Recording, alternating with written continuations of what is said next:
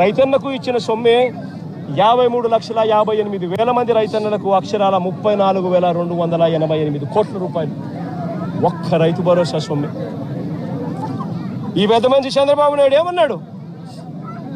ఎన్నికలప్పుడు ఏమన్నాడు? తాను తన ఎమ్మెల్యేలు డోర్ టు డోర్ క్యాంపెయిన్ చేసేటప్పుడు ఏమన్నాడు? ఇంట్లోకి పోతే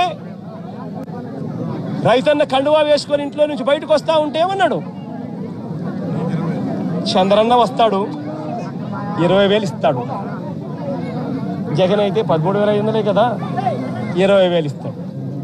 అదే చిన్న చిన్న పిల్లలు కనపడితే ఏమనేవాడు? అదే ఇంట్లో చిన్న చిన్న పిల్లలు కనపడితే ఏమనేవాడు? నీకు 15,000. చిట్టి తల్లి ఇట్రామ్మా, తల్లి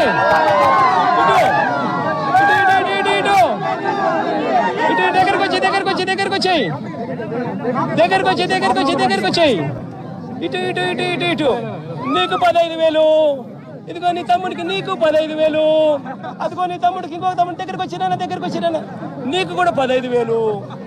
నీకు ఇంకో పాప నీకు కూడా 15,000. సంతోషమా అని చంద్రబాబు అనేవాడు.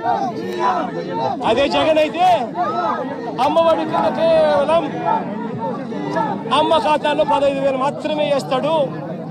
అదే చంద్రబాబు అయితే సూపర్ 6లో చెప్పాడు నీకు 15,000, నీకు 15,000, నీకు 15,000, నీకు 15,000 అని చెప్పాడు. అని పిల్లలను మోసం చేశాడు, అక్క చెల్లెమ్మలను మోసం చేశాడు. ఆ ఇంట్లో నుంచి వాళ్ళ అమ్మ బయటకు వస్తే వాళ్ళ అమ్మ, వాళ్ళ చిన్నమ్మ, ఇటువంటి వాళ్ళు ఎవరైనా బయటకు వస్తే, నీ పేరేం పేరు తల్లి? నందిని లాంటి తల్లి బయటకు వస్తే ఇంట్లో నుంచి ఆ తల్లిని చూపించి ప్రతి మహిళకు 18 సంవత్సరాలు నిండిన ప్రతి మహిళకు మా చంద్రన్న సూపర్ 6లో చెప్పాడు ప్రతి మహిళకు నెలకు 1,500 రూపాయలు చొప్పున సంవత్సరానికి 18,000. నీకు 18,000 చెల్లెమ్మ, నీకు 18,000, నీకు 18,000 అని ఆ ఇంట్లో నుంచి వచ్చిన ప్రతి ఒక్కరూ ఆ అమ్మకు, ఆ చిన్నమ్మకు, ఆ పెద్దమ్మకు అందరికీ నీకు 18,000, నీకు 18,000, నీకు 18,000 చెప్పాడు. అందరు తాగిపోయాడా?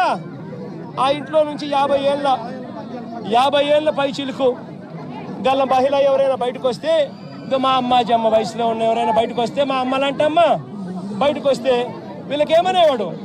జగన్ అయితే నీకు 18,000 ఇస్తాడు, మా చంద్రన్ అయితే నీకు 48,000 ఇస్తాడు అని చెప్పి అమ్మను మోసం చేశాడు.